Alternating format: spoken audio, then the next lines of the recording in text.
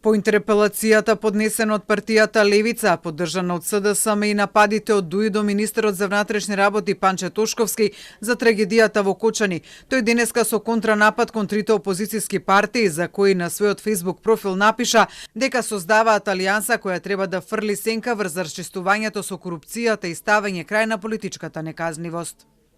Не се напаѓа оној што не представува закана, се напаѓа оној што навистина менува нешто. Оној што не прифаќа да биде дел од нивниот удобен систем на молк, неказнивост и меѓусебна заштита. Токму затоа јас овие напади не ги гледам како закана, туку како комплимент дека конечно правдата ги допре оние кои мислеа дека за секогаш ќе останат недопирливи. Според Тошковски, трите партии наводно се борат една против друга, но ти покажале дека нивниот заеднички интерес е посилен од сите нивни привидни разлики.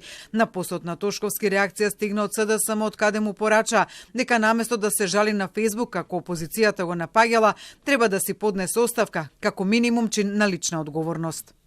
Пред оставката треба да ги приведе сите 7 началници за кои сите правни експерти во државата јасно кажа дека имаат директна одговорност за настанот.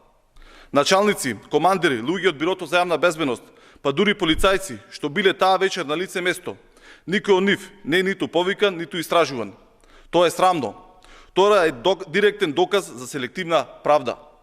Талески при тоа му порача на Тошковски, наместо да измислува и обвинува за алијанси кои ги нема, да даде одговори на поставените прашања за одговорноста на лицата во врвот на полицијата за трагедијата во Кочани.